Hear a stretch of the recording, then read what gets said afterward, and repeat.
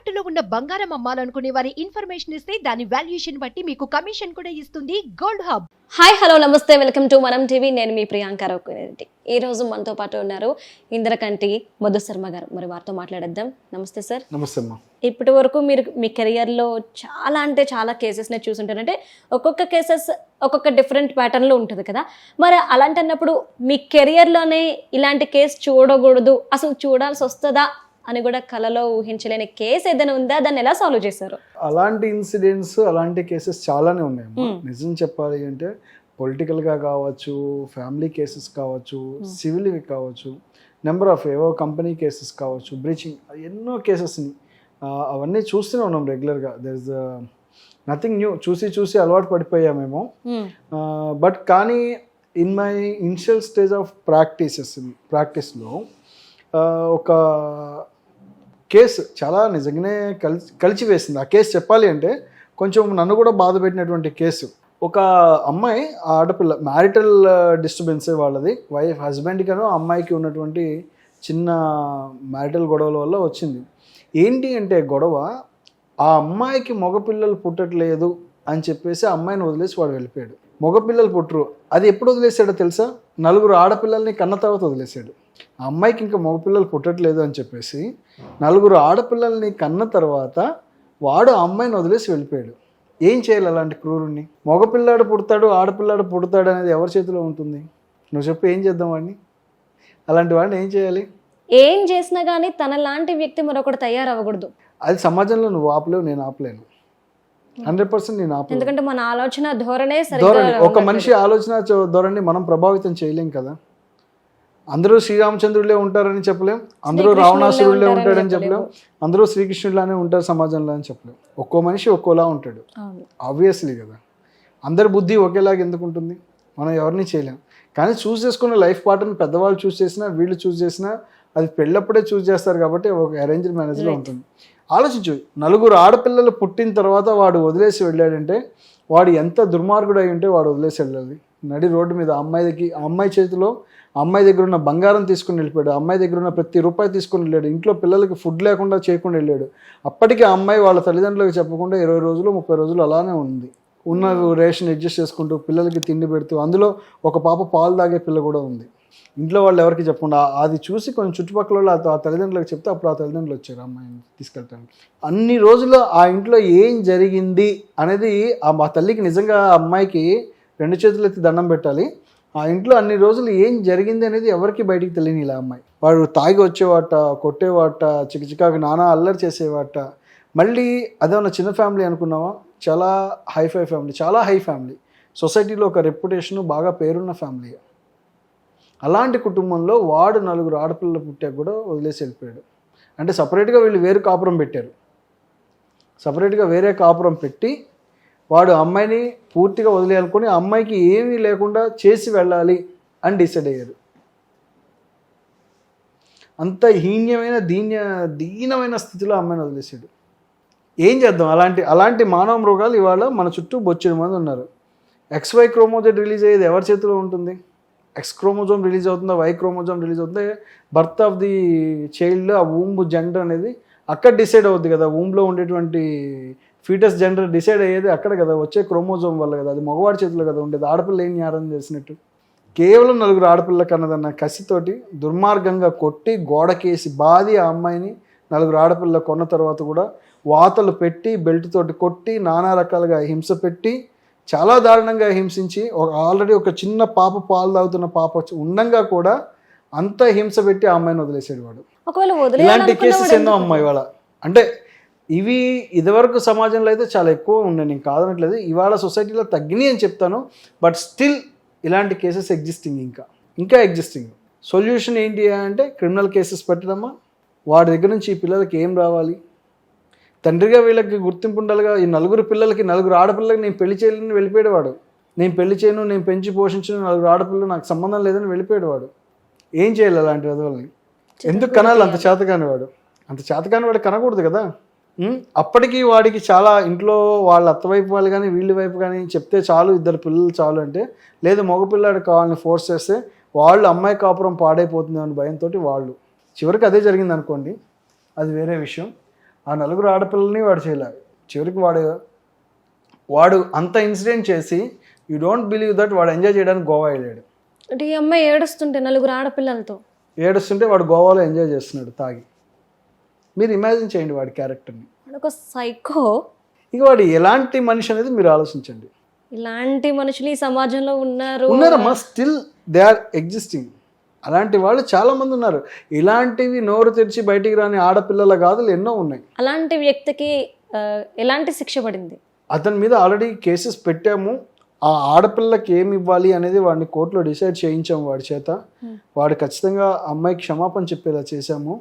వాడు నా తప్పైపోయిందని చెప్పి ఒప్పుకొని వాడికి ఉన్నటువంటి ఏవైతే ఇల్లు వాకిళ్ళు అన్నీ ఉన్నాయో అవన్నీ చక్కగా ఈ అమ్మాయి తీసుకోవాలి. గొప్ప విషయం ఏంటంటే భార్య నాకు ఒక్క చిల్లిగా వద్దంది వాడి దగ్గర నుంచి. అంటే ఆమె ఎంత నరకం చూసింది అనేది అసలు వాడి దగ్గర నుంచి నాకు అక్కర్లేదు అని చెప్పి మొత్తం ఏది కావాలనుకున్న పిల్లలు నాకే కదా, ఆయనకి పిల్లలే అంది. ఆ అమ్మాయి అంత క్షోభ అనుభవించిన అమ్మాయి చూడండి, అమ్మాయి క్యారెక్టర్ చూడండి. ఇక్కడ అతనికి పిల్లలకి అతనికి ఉన్నారు పిల్లలు. Now she's working as a school teacher అండి, వన్ ఆఫ్ ది ఇంటర్నేషనల్ స్కూల్లో.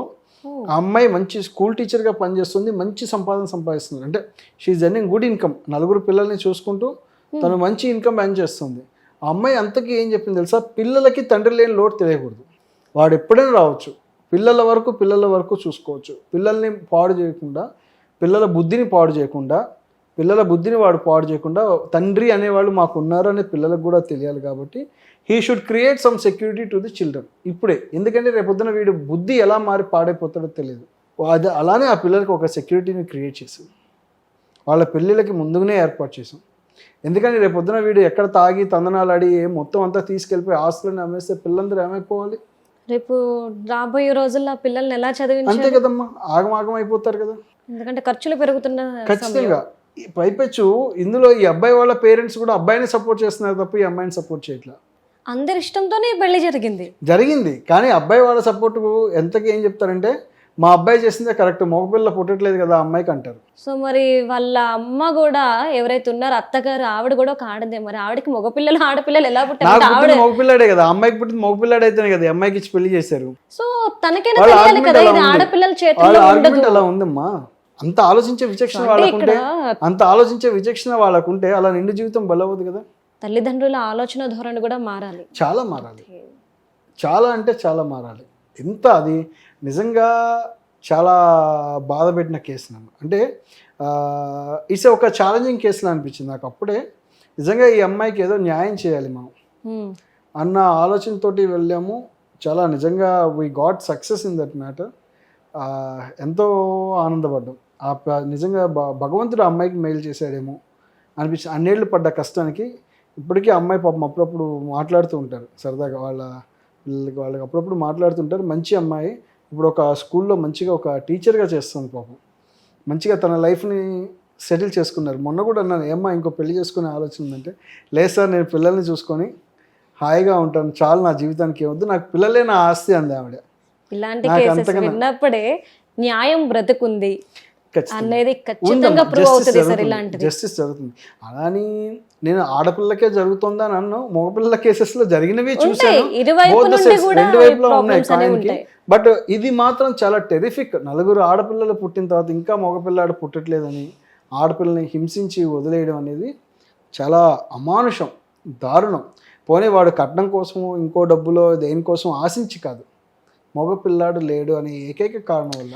అలా లేనప్పుడు ఇప్పుడు పుట్టట్లేదు అనుకున్నప్పుడు కొన్ని సర్దుబాట్లు చేసుకోవాలి సిస్టంలో, ఫ్యామిలీ సిస్టంలో కొన్ని సర్దుబాట్లు చేసుకోవాలి. కుదరడం లేదు, అమ్మాయికి నిజంగానే పుట్టలేదు, ఇద్దరు ఫస్ట్ టైం ఆడపిల్లే పుట్టారు అనుకుందాం, నీకు 3వ సంతానం కావాలి అంటే ఆ అమ్మాయి ప్రెగ్నెంట్ ఒక్కటే అవ్వడమే మార్గం కాదు. ఇవాళ 100% కాదు. ఇవాళ ఉన్న ఆడవాళ్ళ స్ట్రెంత్కి బలానికి 2 సార్లు ప్రెగ్నెంట్ అయ్యి డెలివరీ అయితేనే వాళ్ళు చాలా వీక్ అయిపోతున్నారు, వాళ్ళ హెల్త్ కండిషన్స్ కూడా.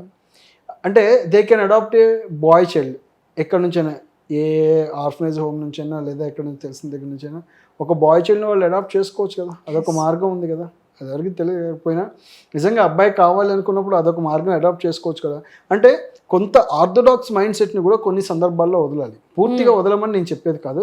సరే, 2 పిల్లలు వాళ్ళ ద్వారా వాళ్ళకి కలిగాక అబ్బాయి పుట్టలేనప్పుడు కొంత ఆర్థోడాక్స్ మైండ్ సెట్ని కొంచెం వదిలిపెట్టాలి. థర్డ్ టైం అయినా చేయి ఉండాల్సింది, థర్డ్ టైం అడాప్ట్ ఫోర్త్ చేసుకుంటే అటెంప్ట్ ఫోర్త్ టైం లోనైనా కూడా వాళ్ళు వెళ్ళారు. థర్డ్ టైం ఆడపిల్ల పుట్టినప్పుడు మరి ఫోర్త్ టైం కూడా ఇంకో వెళ్ళారు కదా. ఫోర్త్ టైంకి వెళ్ళకుండా అక్కడే అడాప్ట్ చేసుకుంటే బాగుండేది కదా. ఇది ఏ ఇయర్ లో జరిగింది సార్ ఈ కేసు? చాలా సంవత్సరాలు యా అయి ఉంటుంది, బాగానే అయింది. ఒక 4-5 సంవత్సరాల పైన అయింది, మంచిగా అయి ఉంటుంది. చాలా ఏళ్ళు గడిచింది ఆ కేసు అయి కూడా చాలా సంవత్సరాలు అయింది. ఆ పిల్లలకి న్యాయం జరిగింది. పోన్లే ఇప్పుడు మంచిగా ఉన్నారు, హ్యాపీగా ఉన్నారు. ఒక ఫ్యామిలీ మంచిగా ఉంటమే మనకు కావాలి. ఖచ్చితంగా సార్. ఆ దుర్మార్గుడు మళ్ళీ వాడు ఇంకొక పెళ్లి చేసుకున్నాడు. ఈ అమ్మాయి డివోర్స్ తీసేసుకుంది, అప్పుడే డివోర్స్ తీసేసుకుంది. వాడు మళ్ళీ ఇంకో ఆడపిల్ల జీవితాన్ని నాశనం చేయడానికి రెడీ పెళ్లి చేసుకున్నాడు. అక్కడ ఆడపిల్లే పుట్టింది మళ్ళీ వాడికి. మరి ఆ అమ్మాయి పరిస్థితి ఏమవుతుందో పాపం. అలానే గొడవలు నడుస్తున్నాయి స్టిల్. ఇంకా అది మనకి ఇంకా పూర్తిగా ఇక మనం ఏం మాట్లాడలేదు, వాళ్ళు ఎవరు రాలేదు. ఇక ఉంటారు ఈ మానవ మృగాలు, ఖచ్చితమైన మానవ మృగాలు చాలా మంది ఉన్నారు. వీళ్ళతో చాలా జాగ్రత్తగా ఉండాలి. ఖచ్చితంగా ఇక్కడ సంతోషించాల్సిన విషయం ఏంటి అంటే 2 విషయాల్లో. ఒకటి, ఆ అమ్మాయి పడ్డ నరకానికి ఒక న్యాయం అనేది దొరికింది, అక్కడ ఆడపిల్లలకి ఒక అండ అనేది దొరికింది. 2 ఏంటి అంటే ఆ అమ్మాయి అంత ఉన్నతంగా ఆలోచించింది అంటే తన తల్లిదండ్రులు ఎంత కరెక్ట్ గా పెంచారు, ఎంత బాధ్యతగా పెంచారు అనే విషయానికి వాళ్ళకి కూడా ఫస్ట్ థింగ్. ఆమె అలా ఆలోచించకపోతే ఇప్పుడు 4 ఆడపిల్లల భవిష్యత్తు ప్రశ్నార్థకంగా అయి ఉండేది. పిల్లల కోసం తన జీవితాన్ని సాక్రిఫైస్ చేసింది ఆ తల్లి. ఈ ఒక్క విషయంలో అమ్మాయిని మెచ్చుకోవాలి, 100% మెచ్చుకోవాలి. కానీ నిజంగా ఇలాంటి కేసెస్ చూసినప్పుడు కూడా గుండె తరించిపోతుంది. ఇలాంటి వాళ్ళు ఉన్నారంటే మీరు అన్నట్టు అమ్మాయిలకు మాత్రమే అన్యాయం కాదు, అబ్బాయిలు కూడా చాలా ఇన్సిడెంట్స్ లో వాళ్ళు ఫేస్ చేస్తున్నారు. అది ఒప్పుకోవాల్సిన విషయం అంటే కాదనలేని నిజం. నేను చేసిన కేసెస్ లో అయితే అబ్బాయితో గొడవపడి అమ్మాయి వెళ్ళిపోయింది, పిల్లలిద్దరిని తీసుకుని వెళ్ళిపోయింది. ఈ అబ్బాయిని అసలు పిల్లల్ని చూడనివ్వదు, ఖచ్చితంగా చూడు, నీకు సంబంధం లేదేంది. ఆ అమ్మాయి ఏమంటుంది తెలుసా, పిల్లలు నా దగ్గర ఉంటేనే కదా వాడు నా మాట విని వంగేది అంటది. యాక్చువల్గా ఈ అబ్బాయి చాలా సాఫ్ట్, చాలా మంచి పిల్లాడు, ఆ అమ్మాయి ఒక గయ్యాలి. ఆనెస్ట్లీ చెప్పాలంటే అది ఏంటంటే పిల్లల్ని అడ్డం పెట్టుకొని గేమ్ ఆడదామని ఆ అమ్మాయి చేసింది. బట్ మేము సక్సెస్ఫుల్లీ పిల్లల్ని అబ్బాయికి చేర్చడంలో కూడా మేము చాలా ఇక్కడ 2 కేసులు చూసాం. చాలా ఉన్నాయి అలాంటి ఎగ్జాంపుల్స్ ఎన్నో. ఫ్యామిలీ కేసెస్లో మేము చూసిన ఇష్యూస్ ఎన్నో ఉన్నాయి అలాంటివి. అంటే 2 ఇన్సిడెంట్స్ కూడా ఎట్లా అంటే ఇక్కడ అమ్మాయి ఒక్కదే నష్టపోతుంది అని కాదు, అబ్బాయిలు నష్టపోతున్నారు అనేదానికి సెకండ్ ఎగ్జాంపుల్ అది. It's true. నిజంగా సార్, సమాజం అనేది మారాలి. సమాజం మాత్రమే కాదు, మనుషులు కూడా ఆలోచించే విధానం అనేది మారాలి. ఖచ్చితంగా ఈ మార్పు ఎప్పటికొస్తుందో తెలియదు కానీ మార్పు అయితే రావాలి అని చెప్పేసి అందరం కూడా కోరుకుంటున్నాం. సమాజంలో మార్పు రావాలి, చాలా మార్పు రావాలి, మనుషుల ఆలోచన ధోరణిలో రావాలి ముందు. ఖచ్చితంగా సార్, మీరు అన్నది it's true. Yes. Thank you so much, sir. Thank you.